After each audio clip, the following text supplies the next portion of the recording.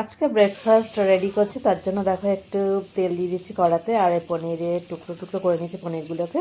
আর পনিরগুলো একটু হালকাভাবে একটুখানি ভেজে নিলাম। আর এখানে যে মশলাটা দিয়েছি সেটা হচ্ছে আদা, কাঁচা লঙ্কা, টমেটো আছে, আর কাজু বাটা আছে, মানে কাজু একসাথে পেস্ট করে, তার সাথে একটু টক দইও দিয়েছি, আর একটু হলুদ গুঁড়ো, হলুদ গুঁড়োটা একদমই সামান্য, মানে পনির ভাজার সময় যা দিয়েছি।